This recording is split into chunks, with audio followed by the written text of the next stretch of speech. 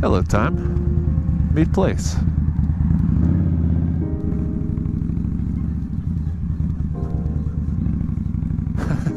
This looks like a good place.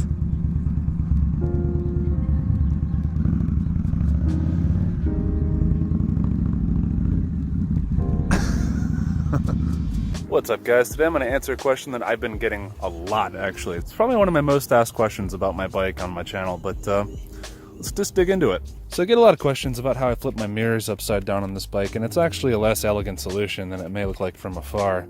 You'll notice I still have the stock mounting places for the mirrors. They make little plugs for these, but I haven't bought them just because I'm lazy. I don't like spending money. You know how it is. But these are the meat and potatoes you came for. So these are actually from a company called HTT Group.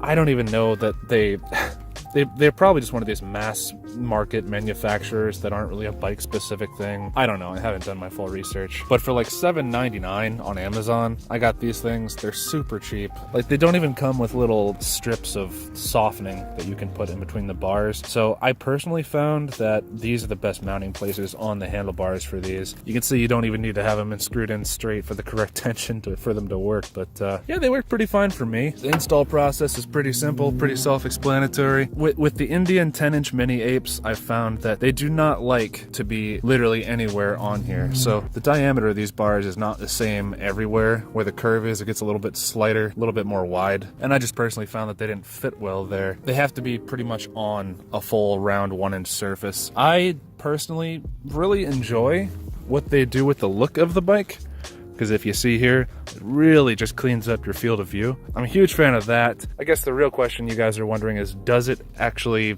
reduce your vision versus having the stock mirrors back up here?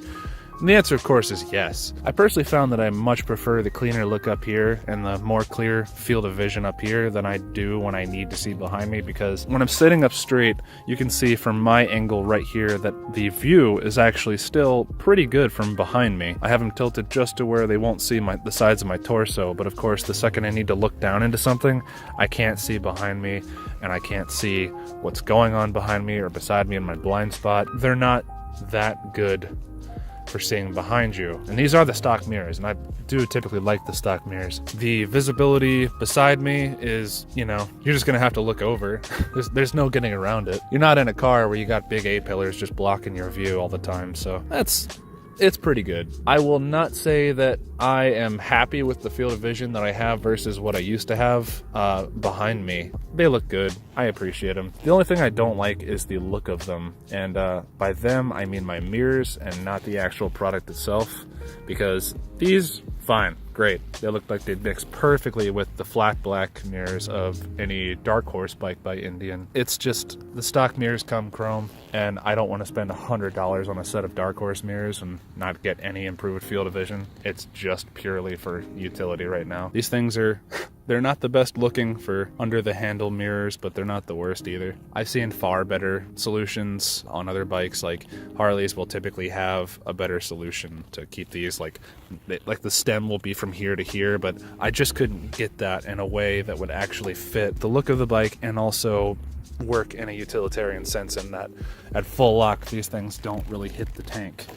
Because if you can see there's I can fit my fingers under there, and that's about all the space there is. You know, I adjusted these this way because there's not ever going to be an instance where I'm worried about this traveling any further. It's just, you never know. Things come out of whack, they get misadjusted, you don't know what's going to happen. If one of these happens to come loose one day, I really don't want it putting a dent in my nice Indian tank. Because it's a beautiful tank, if you didn't know. So yeah, guys, that's pretty much it. I guess throw any questions you got for me down in the comments. Sorry it's kind of a short one today, but in my opinion, this is kind of a self-explanatory thing. You literally just buy them, you clamp them on where they go, and put them in a place where they fit perfectly around so you don't scratch or paint or anything. Just apply pressure equally and line them up all on canter. I think I spent maybe half an hour, and most of the time was just getting them aligned correctly. So I hope this answered all you guys' questions. If you got anything else, just leave it in the comments, and if I've helped you out, or if you want to take a look at this product, you can find the Amazon link right down here in the description. If I've helped you out, hit that like button, subscribe for more stuff like this, and see you guys later. Peace.